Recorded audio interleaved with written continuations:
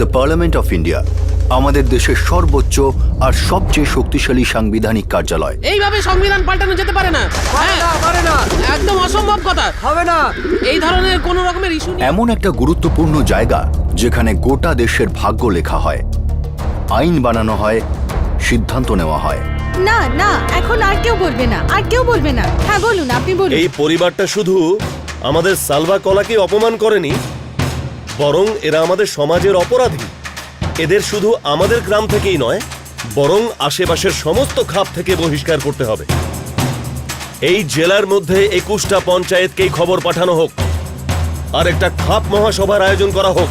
আমি প্রধানের সঙ্গে একমত। লালারাম আর তার পরিবারের সাথে যা হয়েছে সেটা যেন কোনোভাবেই আর না হয়। কেবলরাম আর তার ছেলে কিষাণ রাম আর ওদের পরিবারের সবাইকে অবশ্যই শাস্তি পেতে হবে, আর এমন শাস্তি যাতে লোকে কখনো না ভোলে। খাপ মহাসভার সিদ্ধান্ত চূড়ান্ত সিদ্ধান্ত হবে।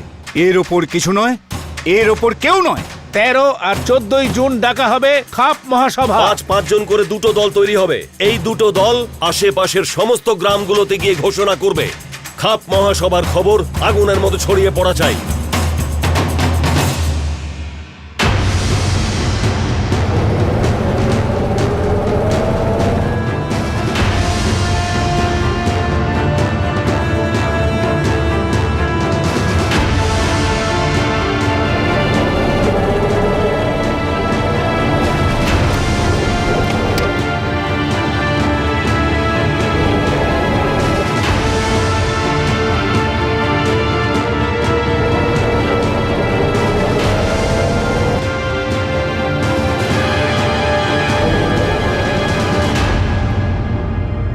দেখে নিও কেবলরাম আর তার ছেলে কিষাণকে কেমন উপযুক্ত শাস্তি দিই। ওরা আমার স্মিতাকে ঠকিয়েছে, সারা জীবন পস্তাবে।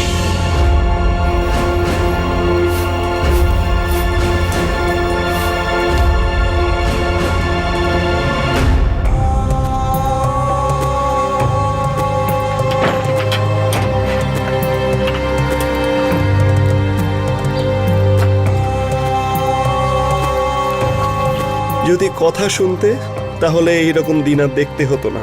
আচ্ছা আসি, ধন্যবাদ ভাই। আচ্ছা এসো ভাই, ভালো থেকো।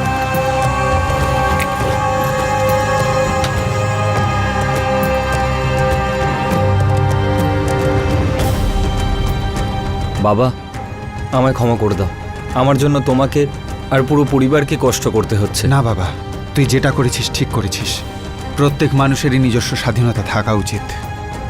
নিজের ভালো মন্দ নিজেই বিচার করাটা ভালো। নিজের জন্য চিন্তা করা আর নিজের চিন্তা অনুযায়ী সিদ্ধান্ত নেওয়া, এটা আমাদের দেশের সমস্ত নাগরিকের সাংবিধানিক অধিকার। কিন্তু আমাদের দেশের সংবিধান কি সারা ভারতে কার্যকর হয়? রাজস্থানের সালুয়াকালা গ্রামে একটা ঘটনার জন্য খাপ মহাসভা ডাকা হয়েছিল, যেখানে কেবলরাম, তার ছেলে কিষাণ রাম আর তাদের গোটা পরিবারের ভবিষ্যৎ নির্ধারণ করার কথা ছিল। গ্রামের অন্য একজন বাসিন্দা লালারাম এই অভিযোগ করেছিলেন যে কেবলরাম আর তার ছেলে কিষাণ রাম তার মেয়ের সঙ্গে প্রতারণা করেছে। বাস্তবে কেবলরাম আর তার ছেলে কিষাণ রাম লালারামের মেয়ে অস্মিতার সঙ্গে কি এমন করেছিল যার কারণে তাদের উপর 21টি গ্রাম থেকে বহিষ্কার জারি করা হয়েছিল।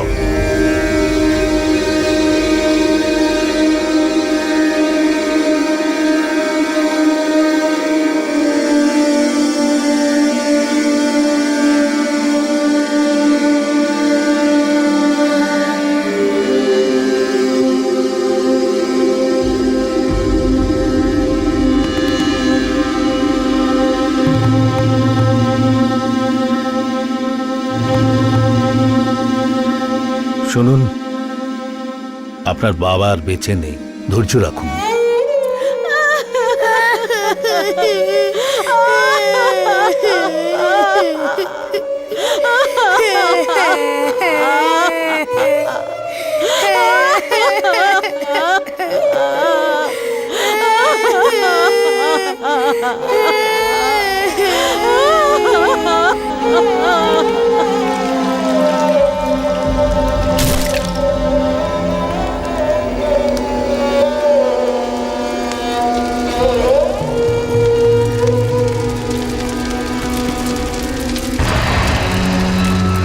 লালারাম বাবু, তোমার বাবা তো সারাটা জীবন খুব সুখেই কাটিয়ে গেল, এটা যেন ওর আত্মার মুক্তি হয়ে গেছে। শ্রাদ্ধের আয়োজন করো লালারাম। গ্রামের সবাইকে সেবা করালেই আত্মা তাড়াতাড়ি স্বর্গ লাভ করবে। আজ্ঞে।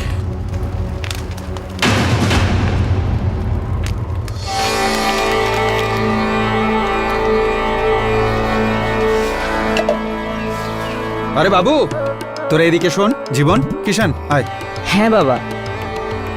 এনে, এটা টিফিনের সময় খাবি আর খুব মন দিয়ে পড়বি, কেমন? বুঝেছিস তো? বুঝে গেছি বাবা। যাও। বাবা, হ্যাঁ, আমি হাইওয়ে পেট্রোল পাম্পে একটা কাজ পেয়েছি, করব কি? কিসের কাজ বাবা? বাবা, ওখানে দেখাশোনা করবার কাজ, আর ওরা টাকাও ঠিকঠাক দেবে, আর আমি একটু চেষ্টা করলেই অনেক এগোতে পারবো। ঠিক আছে, তুই যখন বলছিস তখন কর। প্রত্যেক মানুষের নিজের জীবনের সিদ্ধান্ত নেওয়ার অধিকার আছে। নমস্কার কেবলরাম বাবু। আরে নমস্কার দাদা, আসুন আসুন। এই যে ফটো, এতে সবকিছু লেখা আছে। শ্রাদ্ধানুষ্ঠানের আয়োজন, তাই তো? আগে হ্যাঁ, ভাবছি যে শ্রাদ্ধানুষ্ঠানের সঙ্গেই আমার দ্বিতীয় মেয়ে স্মিতা, ওর বিয়েটাও সেরে ফেলবো। বাবার আত্মাও শান্তি পাবে। আরে এটা তো খুব ভালো সিদ্ধান্ত নিয়েছেন আপনি। আমি ভাবছিলাম যে তোমার দ্বিতীয় ছেলে কিষান আর আমার মেয়ে স্মিতা, কি বলেন আপনি? এ তো খুব ভালো প্রস্তাব দাদা, খুব ভালো, খুব ভালো মানাবে দুজনকে। আপনি রাজি আছেন? আরে হ্যাঁ, নিশ্চয়ই রাজি, কেন রাজি হব না? আর তাছাড়া আপনার মেয়ে তো খুবই ভালো মেয়ে। হ্যাঁ, অনেক অনেক ধন্যবাদ আপনাকে, অনেক ধন্যবাদ। আরে ঠিক আছে ঠিক আছে।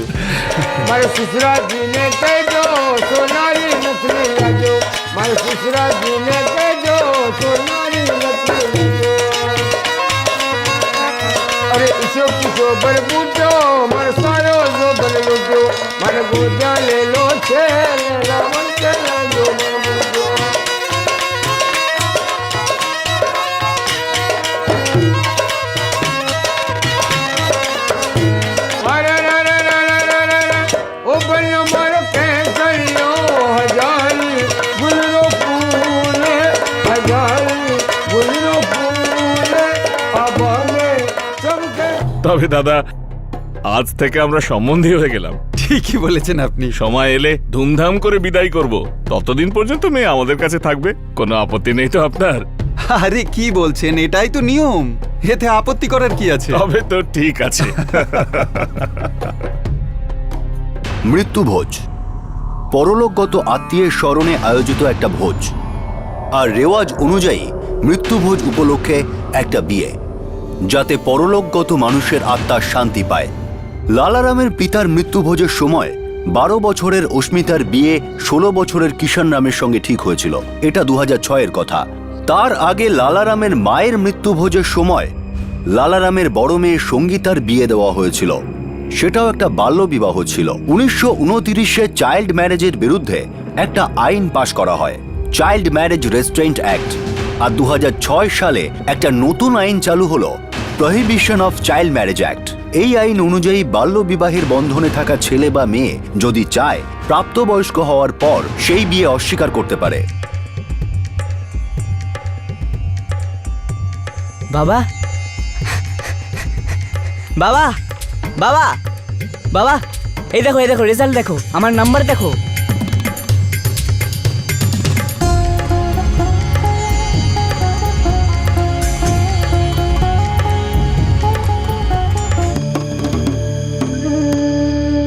রোজ এখান থেকে যোধপুর কি করে যাবি কিষান? ক্লান্ত হয়ে যাবি। আরে না মা, আমি রোজ আপ ডাউন করবো না। যোধপুরে আমরা 4 বন্ধু মিলে ওখানে ভাড়ায় একটা ঘর নিচ্ছি। শোন ভাই, তুই ওখানে গিয়ে খুব মন দিয়ে পড়াশোনা করবি, আর টাকা পয়সার চিন্তা একদম করবি না। আর সামনের মাস থেকে আমি পেট্রোল পাম্পে কাজ করব, আর তারপর আমাদের টাকা পয়সার কোনো অভাব হবে না। হ্যাঁ বাবা, আমরা সবাই চাই যে তুই লেখাপড়া করে অনেক বড় হ, আর তোর দেখা দেখি জীবনও অনেক বড় হবে। কিরে, হবি তো? কলেজের পড়া শেষ হয়ে গেলে তুই কিন্তু ফিরে আসিস বাবা। তুই কিন্তু আবার ওখানকারই শহরের ভিড়ে হারিয়ে যাস না। যোধপুর এখান থেকে বেশি দূর নাকি? তুমি নিজের মতো একবার ডাকলেই আমি সোজা তোমার কাছে পৌঁছে যাব।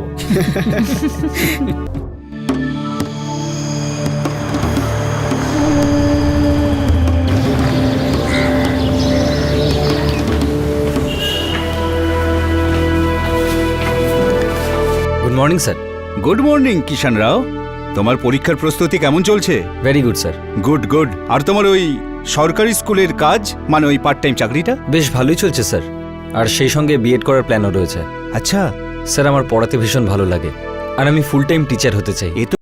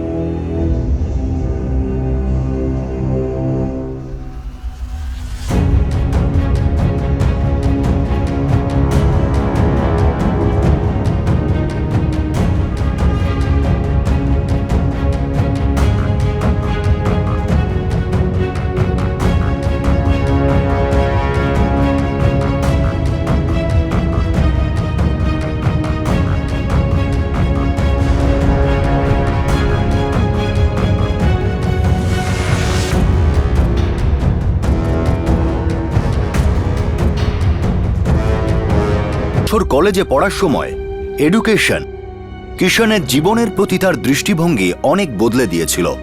কোনটা ঠিক আর কোনটা ভুল এখন সে মডার্ন আর প্রগতিশীল চিন্তাভাবনার দ্বারা বিচার করছিল, কিন্তু এই সিদ্ধান্তগুলো সাধারণত দ্বন্দ্বে পড়ে যায়, আর এই দ্বন্দ্ব নির্ভর করে কখনো পরিস্থিতির উপর, কখনো ঐতিহ্যের উপর।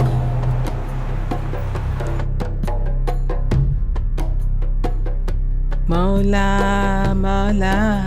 আরে কিষান, কি হয়েছে? সকালবেলা থেকে এরকম দুঃখী স্ট্যাচু হয়ে বসে আছিস কেন? কি হয়েছে? না রে ভাই, কিছুই হয়নি। কিছু তো হয়েছে, আমার কাছে লুকাবি? বল কি হয়েছে? আরে না রে ভাই, তেমন কিছুই হয়নি। আরে তেমন কিছু হয়নি মানে? বিএডে মেরিট লিস্টে আছিস তুই, আর সেই জন্যই বিনা ডোনেশনে ভর্তি হতে পেরেছিস। অলরেডি সরকারি স্কুলে পড়াচ্ছিস, ওখানে পার্মানেন্ট হবি। ওদিকে গ্রামে মা বাবাও খুশি। আরে আর কি চাই? আর যেভাবে তুই মুখ ঝুলিয়ে বসে আছিস না, তার তো মানে একটাই দাঁড়ায়। কি এর মানে? কি? কন্যা, মেয়ে, ইংরেজিতে বলবো গার্ল। তুই নিশ্চয়ই প্রেম টেমে চক্করে পড়েছিস ভাই।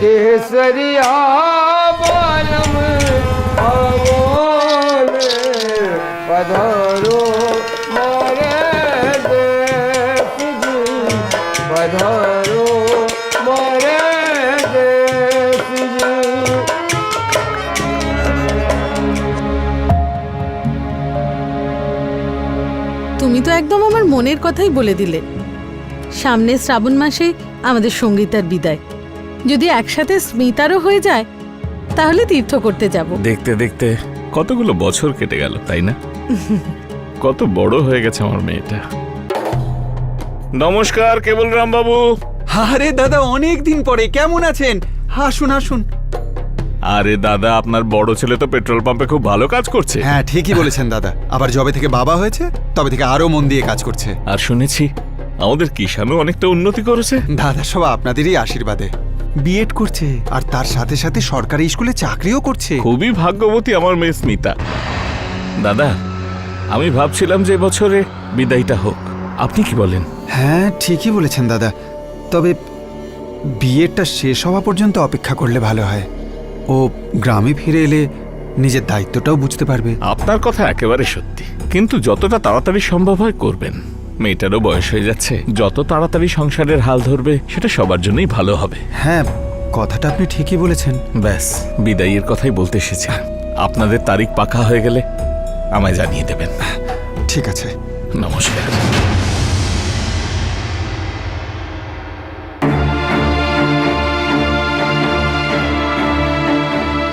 কিষান, তোর বাবার সাথে কথা হয়েছে? সব কথা হয়নি, আমি আরেকটু সময় চেয়েছি। ভাই, কথা এড়িয়ে গেলে সমস্যার সমাধান হবে না। আরে ভাই, আমি বুঝতেই পারছি না কথাটা কি করে বলবো। এখন এই ব্যাপারটা শুধু আমার ইচ্ছে নয়, এটা পুরো গ্রাম আর সারা সমাজের ব্যাপার। তখন ওর বয়স মাত্র 12 বছর ছিল, আর আমি 16 বছরের, মানে বাচ্চা ছিলাম। আর এই 4 বছরে কত কি পাল্টে গেছে, এটা কি করে বোঝাবো ওদের? কিষান, যেভাবেই বোঝা, একদিন না একদিন তো তোকে বোঝাতেই হবে, তাই না? এটার জন্য তো সারা জীবন অপেক্ষা করতে পারিস না। আমি নিজের জন্য চিন্তা করছি না রে ভাই, আমার তো শুধু মা বাবা আর ভাইদের জন্য চিন্তা হয়। ওরা কি ভোগ করবে, আর কি কি সহ্য করতে হবে ওদের।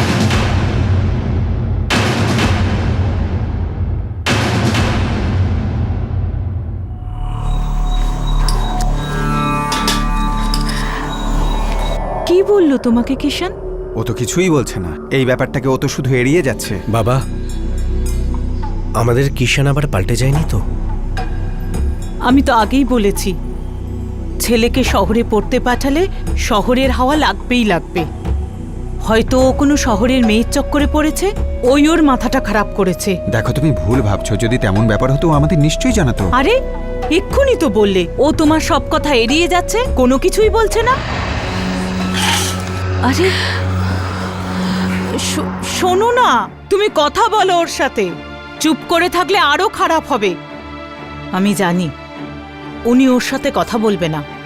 এই মহেশ, এবার তুই বোঝা কিষানকে। ও যদি একটুও ভুল করে না, তাহলে আমাদের 7 পুরুষকে ভুগতে হবে। হ্যাঁ।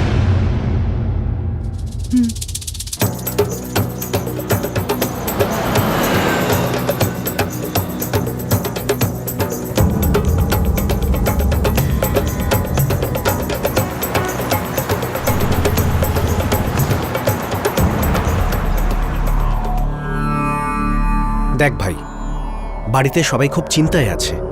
মা, বাবা, এমনকি তোর শ্বশুর মশাই 10 বার এসে কথা বলে গেছেন ওই ব্যাপারে, যে বিদায় কবে হবে, কবে মেয়েকে নিয়ে যাবে।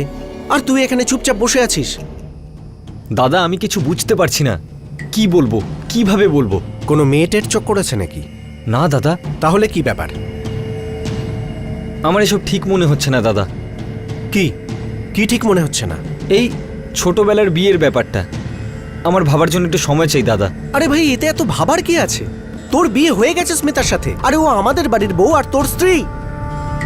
দেখ ভাই, কথা শোন, বাড়ি ফিরে আয়, জেদ করিস না। দেখ, বিদায় হয়ে গেলে সব ঠিক হয়ে যাবে। দাদা, বিয়েটা ছোটবেলায় হয়েছিল, তখন আমি আমার ইচ্ছেটাও বুঝতাম না। আর এখন বড় হওয়ার পরে তুই সবকিছু জেনে গেছিস না? বাড়ির লোকেদের সিদ্ধান্ত মানছিস না। সিদ্ধান্তটা বাড়ির লোকের ছিল, সেজন্যই এত ভাবছি। দেখ ভাই, বাবা ওনাদের কথা দিয়ে দিয়েছেন, আর তুইও তো 7 পাক ঘুরেছিলি আর কপালে সিঁদুর দিয়েছিলি। আরে ও তোর বউ, আর এর মধ্যে কিছুই বদলাবে না রে ভাই। আমি তোর সামনে হাত জোড় করছি। না দাদা। দেখ ভাই, এমন কোনো কাজ করিস না যার জন্য তোর জীবনটা নষ্ট হয়ে যায়, আর সাথে সাথে আমাদের সকলের জীবনটা নষ্ট হয়ে যায়। মা,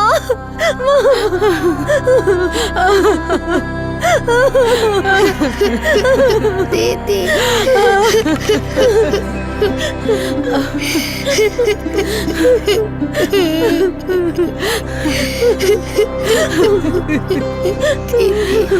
তবে দাদা, এবার আপনার বৌমা স্মিতার পালা। হ্যাঁ, সেটা আমি জানি। আপনি এখনো বিদায়ের তারিখটা আমাদের জানাননি। আসলে ব্যাপারটা হলো দাদা, কিষান তো বিএড করছে, ওটা শেষ হতে আরো 1 বছর লাগবে। আরো 1 বছর? দাদা, একটু বেশি দেরি হয়ে যাবে না? আমি বলছিলাম যে বিদায়টা হয়েই যাক। আপনি কিষানকে বলে দিন যে পড়াশোনা কাজবাজ বন্ধ করার প্রয়োজনই নেই, শুধু একবার স্মিতার বিদায়টা হয়ে যাক। ও বরং আপনার বাড়ি গিয়ে কিষানের অপেক্ষা করবে, ব্যাস। হ্যাঁ ঠিক আছে, ওকে বলে দেখি। কেবল রামবাবু, আপনি চোখের দিকে তাকাচ্ছেন না। না না দাদা, সেরকম কোনো ব্যাপার নয়। আমি আজকেই কথা বলবো ওর সঙ্গে। হ্যাঁ। কিষান নিজের দ্বন্দ্বের সম্মুখীন হওয়ার বদলে তার থেকে পালাচ্ছিল। তার বাবা কেবল রামও সত্য জানার চেষ্টা করার বদলে কথাটা এড়িয়ে যাচ্ছিলেন। দুজনেই এই কথাটা খুব ভালোভাবেই জানতেন যে খুব শীঘ্রই তাদের এই সমস্যার সমাধান করতে হবে, কিছু কঠিন সিদ্ধান্ত নিতে হবে। মনে মনে দুজনেই জানতো যে সেই দিন খুব দূরে নয় যেদিন বিস্ফোরণটা হবে। আর শুরুটা হলো মেয়ের বাবা লালারামের দিক থেকে, যে নিজের ধৈর্য হারাচ্ছিল।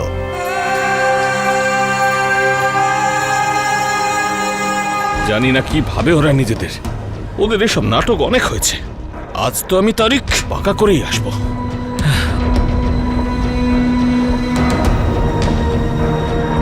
কেবল রামবাবু, মনে হচ্ছে আপনি আমায় ঠকাচ্ছেন। আরে না না দাদা, আপনাকে আমি ঠকাতে যাব কেন? আপনি শুধু একবার আমার কথাটা শুনে নিন। আমি আপনার সম্বন্ধী, তার উপরে মেয়ের বাবা। আপনার কথা তো শুনতেই হবে, কিন্তু সবার আগে আমি আমার মেয়ের বিদায়ের তারিখটা পাকা করতে চাই, তাও আজ আর এক্ষুনি। আমি এখনো পর্যন্ত ঠিক করে উঠিনি। আচ্ছা, তাও আপনি বলছেন যে আপনি আমায় ঠকাচ্ছেন না। সারা গ্রামের সামনে, পুরো সমাজের সামনে আপনার ছেলে আমার মেয়েকে বিয়ে করেছিল। সেও স্ত্রী আর আপনার বৌমা। যবে থেকে কিষান শহরে পড়তে গেছে তবে ও থেকে শহরে পড়তে নয়, বদলাতে গেছে। ওর মাথা ঘুরে গেছে। কিন্তু আপনি হলেন ওর বাবা, আপনি তো বুদ্ধিমান, আপনি ওকে বোঝাচ্ছেন না কেন? সময় কিন্তু চলে যাচ্ছে কেবলরাম বাবু। আমার আরো একটা মেয়ে আছে যাকে আমাকে বিয়ে দিতে হবে।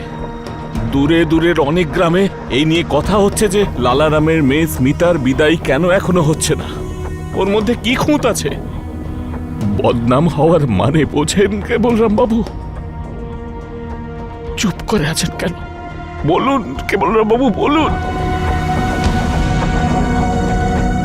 যদি আপনার চুপ করে থাকাটাই আপনার জবাব হয়, তাহলে আমার একটা কথা শুনে রাখ কেবলরাম, তাহলে আমার জবাবটা তোদের সবাইকে চুপ করিয়ে দেবে সারা জীবনের জন্য।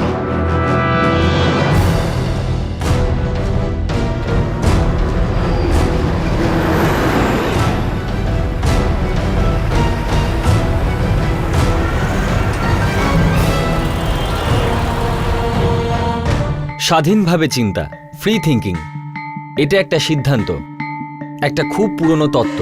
আজ থেকে 2500 বছর আগে গৌতম বুদ্ধ বলেছিলেন যে লিখিত শব্দ, নিয়ম, গুজব আর প্রবচন, এই সব কিছুর থেকে বড় হলো মানুষের বিবেক আর তার বুদ্ধি। কোনো কথাকে এজন্য মেনে নিও না যে সেটা বইয়ের মধ্যে লেখা রয়েছে, আর কোনো কাজই এই জন্য করো না যে ওটা নিয়ম অথবা রীতিনীতি। সমস্ত চিন্তা এবং কাজকে নিজের জীবনে ব্যবহার করো, আর যদি তখন মনে হয় যে ওই কাজটা করলে তোমার আর তোমার সমাজের মঙ্গল হবে, তাহলে নিশ্চয়ই সেটা করো। কিন্তু তোমার চেতনা যদি তোমাকে সেই কাজটা করতে বারণ করে, তাহলে সেটাকে নির্ভয় অস্বীকার করো।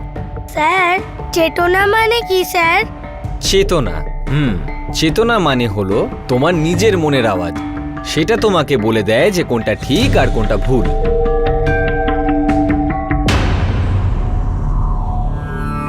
বাবা, আমি এই বিয়েটা মানি না। কেন? কারণ সেটা আমার ইচ্ছেতেও হয়নি আর স্মিতার ইচ্ছেতেও না। তবে আমার আর লালারাম বাবুর ইচ্ছের কোনো মূল্যই নেই। হ্যাঁ, আমাদের সিদ্ধান্ত ভুল। আমি স্মিতা সম্পর্কে কিছুই জানি না, আর না স্মিতা আমার সম্পর্কে কিছু জানে। ও শুধু এটাই জানে যে তুই খুব তাড়াতাড়ি গিয়ে ওকে নিয়ে আসবি। তাছাড়া তোর মাকেও তো আমি বিয়ের আগে একদমই চিনতাম না। তাছাড়া তোর দাদা মহেশ, সেও তো তোর বৌদিকে চিনতো না। তোমরা সুযোগ পাওনি বাবা, আর না দাদা বৌদি সুযোগ পেয়েছিল। জানার দরকারটা কি আছে রে?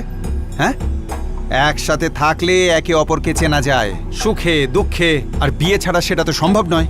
তাছাড়া স্মিতা এত ভালো মেয়ে, এত সুন্দরী, ওর মধ্যে খারাপটা কি? বাবা, কথাটা স্মিতার গুণের বা আমার গুণের নয়, ব্যাপারটা হলো ইচ্ছের। আর আমার ইচ্ছে হলো এই যে আমি স্মিতার সাথে সারা জীবন কাটাতে চাই না।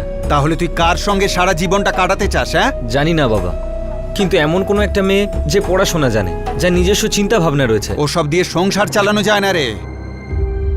যাকে শুধু এইটুকুনি জেনে রাখ, সারা সমাজের সামনে তুই আর স্মিতা স্বামী আর স্ত্রী।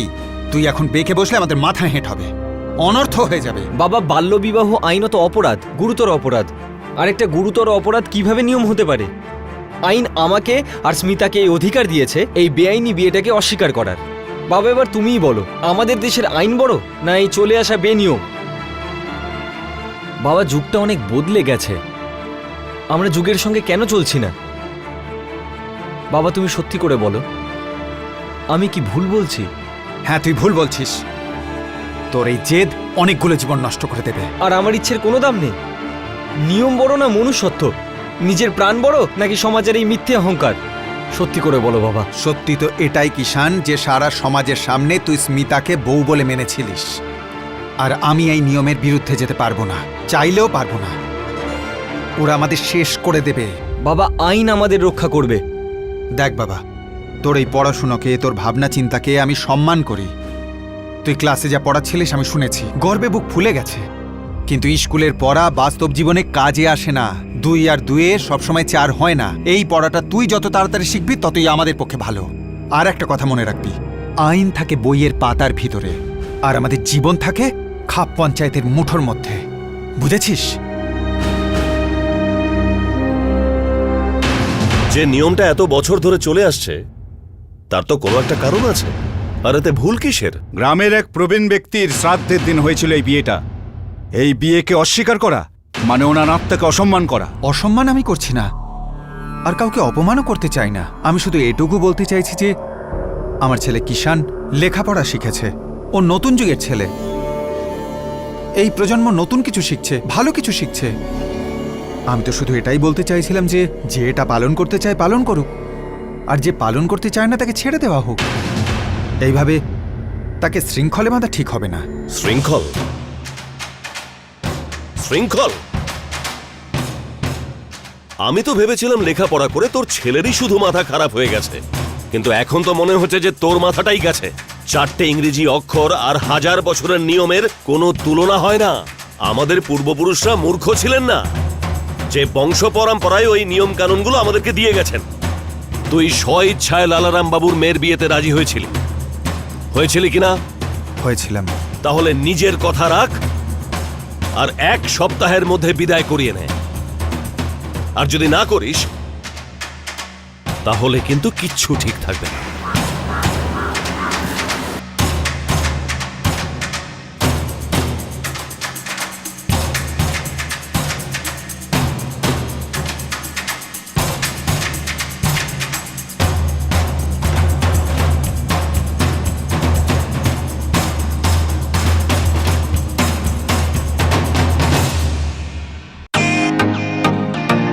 Welcome to Biten world.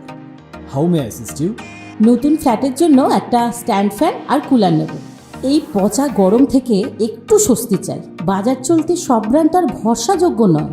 তার জন্য তো আমাদের ফ্যান আছে, all purpose bullet table fan, ceiling fan. আমাদের সিলিং ফ্যান কিন্তু 30 মাসের ওয়ারেন্টি সহ পাওয়া যায়। আছে ফারাটা 2 বছরের ওয়ারেন্টি, 17 থেকে 20 মিটার এয়ার ফ্লো, মধ্যবিত্তের সাধ্যের মধ্যে একমাত্র ভরসাযোগ্য ব্র্যান্ড বিটেন। আমাদের কুলারের কিন্তু অনেক range, 45 litres, 50 litres, 70 litres, 90 litres, 110 litres. Honeycomb সহযোগে বিটেনের সব কুলারের ওয়ারেন্টি 1 বছর। চেনা হাওয়ায় অচেনা অনুভূতির জন্য একমাত্র আদর্শ বিটেন। গরমে স্বস্তি পেতে বিটেনের ফ্যান হোক বা কুলার আজই আনুন বাড়িতে। Beaten, digitally yours.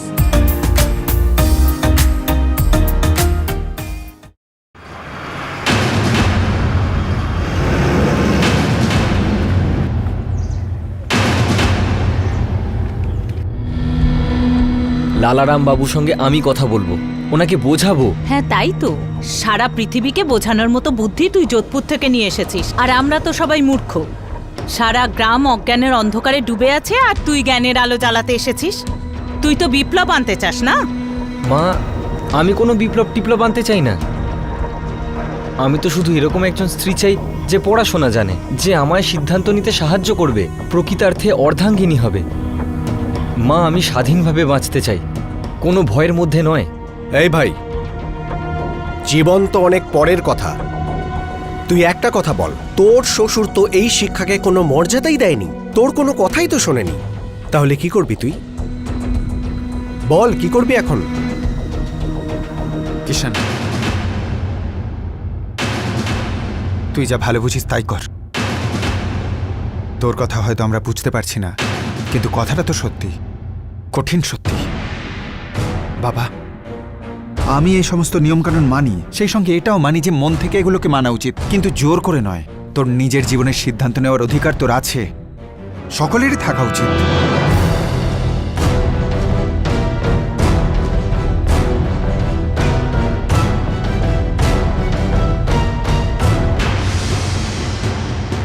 শোন রে বাবু, তুই হলি আমাদের বাড়ির জামাই, তাই তোর সঙ্গে এখনো ভালোভাবে কথা বলছি। এই যে তোর জ্ঞানের ভান্ডার না, গিয়ে অন্য কোথাও খুলবি। তুই শুধু আমাকে এটুকু বল যে কবে নিয়ে যাবি তুই নিজের বউকে। লালারাম বাবু, ও তো আপনার মেয়ে, ওকেও তো নিজের ইচ্ছে মতো ওর জীবনটা বাঁচার অধিকার দিন, আর সঙ্গী বাছার। কারণ আমি এই বিয়েটাকে একেবারেই মানি না, আর আপনার মেয়ে কোনোদিনই আমাদের বাড়ির বউ হবে না।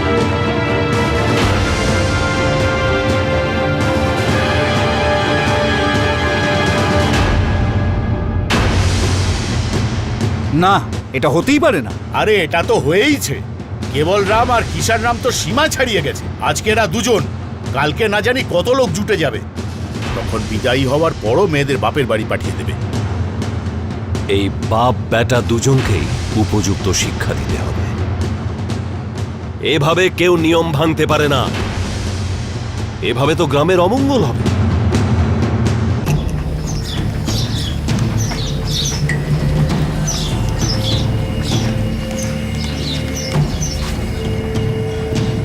আমি একাই যাব বাবা। না ভাই, আমি যাব তোর সাথে, চল। না, শুধু আমি আর কিষান যাব, অন্য কেউ যাবে না সঙ্গে। বাড়ি থেকে কেউ বেরোবে না, কথাটা শুনেছ?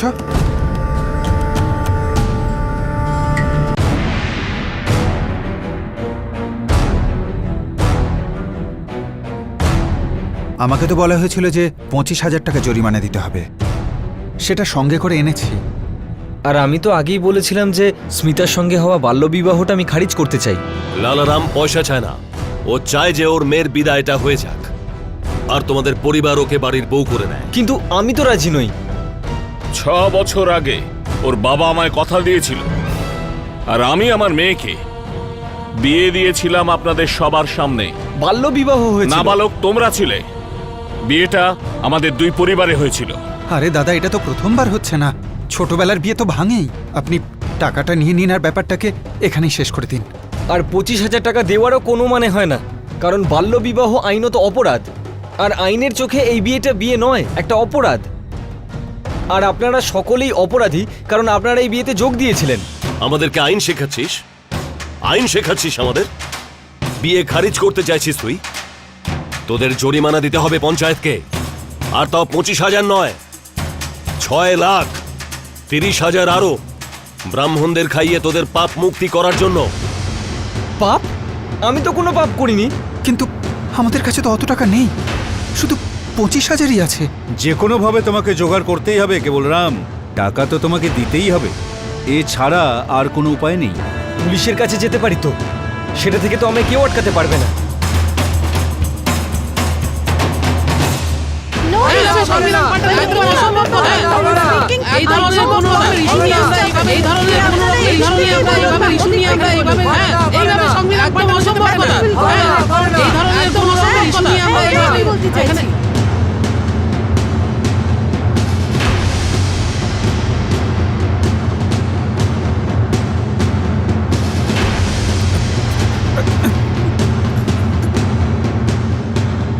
শুনে রাখ, তোদের পাপ মুক্তির এটাই একমাত্র উপায়। এতে সই করো কেবল রাম। আমরা কোনো কাগজে সই করব না।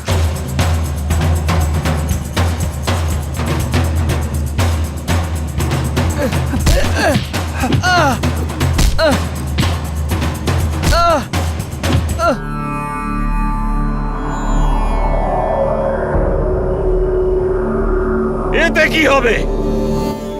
এ দিয়ে তো আমাদের সম্মান ফিরে আসবে না। আমার মেয়ে তো শেষ হয়ে গেল, আমরা তো নিঃস্ব হয়ে গেলাম।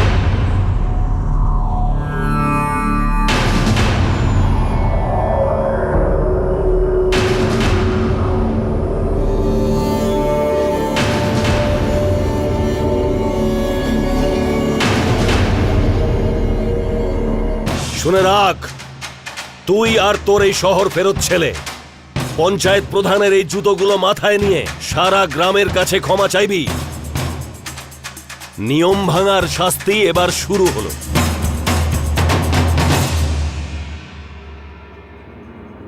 এই দৃশ্য দেখে আপনার ঘৃণা হয়ে থাকবে, কিন্তু এটা আমাদের দেশের 2012 সালের একটা জলজ্যান্ত সত্য ঘটনা। সালুয়াকালা গ্রামে একটা পরিবারকে ভয়ঙ্কর কষ্ট দেওয়া হয়েছিল, শুধু এই জন্য কারণ ওই পরিবার মধ্যযুগীয় পরম্পরার বিরোধিতা করেছিল, বাল্যবিবাহ প্রথার বিরুদ্ধে সরব হয়েছিল। বাল্যবিবাহ, যেটা আমাদের আইনেও একটা গুরুতর অপরাধ, আর এই পরিবারকে অত্যাচার কে করছিল? ওই গ্রামেরই পঞ্চায়েত, ওই গ্রামেরই খাপ। সমাজের এই সেলফ অ্যাপয়েন্টেড ঠিকাদাররা নিজেদের মর্জির মালিক। নিজেদের ইচ্ছে মতো তারা উল্টোপাল্টা অকারণ ফতোয়া জারি করে, অন্যায় সিদ্ধান্ত নেয়, আর সেই সিদ্ধান্তগুলোকে কার্যকর করে, যেমনটা সালুয়াকালা গ্রামে হলো। আর আশ্চর্যের ব্যাপার হলো, এখানে কিছুই লুকিয়ে চুরিয়ে হয় না। এই লোকগুলো সকলের সামনে সরকার আর প্রশাসনের নাকের ডগায় নিজেদের নির্মম কাজকর্ম করে থাকে। কিষান রাম আর তার বাবা কেবল রাম একটা পুরনো মধ্যযুগীয় পরম্পরা ভাঙার সাহস দেখিয়েছিল, আর সেই কারণে খাপ তাদের শত্রু হয়ে উঠল। এই বাবা ছেলে আর তাদের পরিবারকে এই শত্রুতার কি মূল্য দিতে হলো? কষ্টের মাত্রা কতটা চরমে পৌঁছলো? নিষ্ঠুরতা ঠিক কোন পর্যায়ে পৌঁছেছিল? এই সমস্ত কিছু আমরা দেখব কাল এই সময়, এই কেসের দ্বিতীয় তথা শেষ ভাগে।